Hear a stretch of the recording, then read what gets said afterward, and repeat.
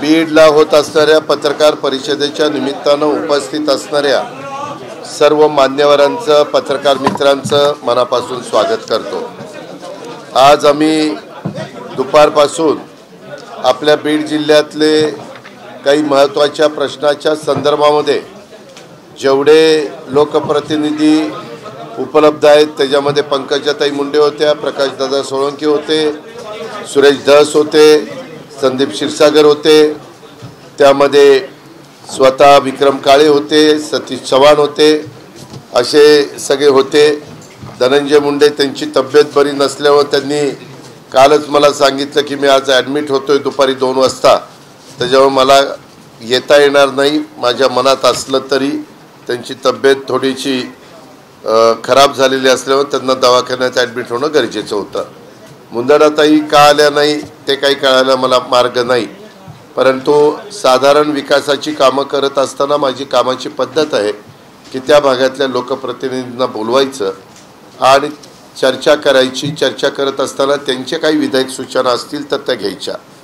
आज दुपारी आल्यानंतर पहिल्यांदा जिल्ह्यातला प्रस्तावित विमानतळाच्या संदर्भातला विषय घेतला।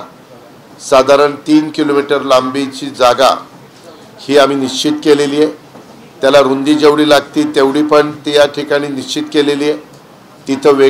तिथं लागून लगेच टर्मिनलची जागा निश्चित केलेली आहे आणि त्याच्याबद्दलचं ॲक्विजिशनचं प्रपोजल करायला जिल्हाधिकाऱ्यांना सूचना दिलेल्या आहेत। आणि अशा पद्धतीनं साधारण 3 किलोमीटर लांबीचा आणि 45 मीटर तो रुंदी असते त्याची असा विमानतळ, धावपट्टी त्याला तुम्ही म्हणू शकता, ती आपल्या इथं होणार आहे। आणि त्याच्यातून उद्याच्या काळामध्ये विमानं देखील मोठं उतरायचं म्हटलं तरी ते उतरू शकणार आहे। ती बॅरन लँड आहे, तिथं जो काही योग्य मोबदला असेल तो त्या ठिकाणी आम्ही देऊ। काही सरकारी पण जमीन आहे, काही मात्र खाजगी जमीन आहे। त्या पद्धतीनं तो निर्णय झाला।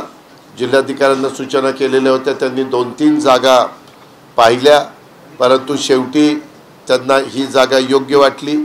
पूर्व पश्चिम जागा आहे, दोन्ही बाजूला कुठेही फार मोठा चढ वगैरे काही नाही आहे, डोंगर वगैरे असतो तसा, आणि हायवेच्या पासून 4 किलोमीटर आतल्या बाजूला आहे।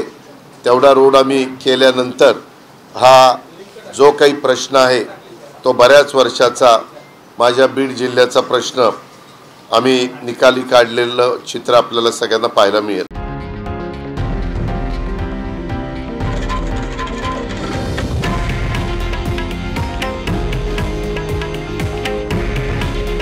हे आहे देशातील नंबर 1 न्यूज नेटवर्क आणि आपण पाहत आहात TV9 मराठी। काळजी तुमची, हित महाराष्ट्राचं।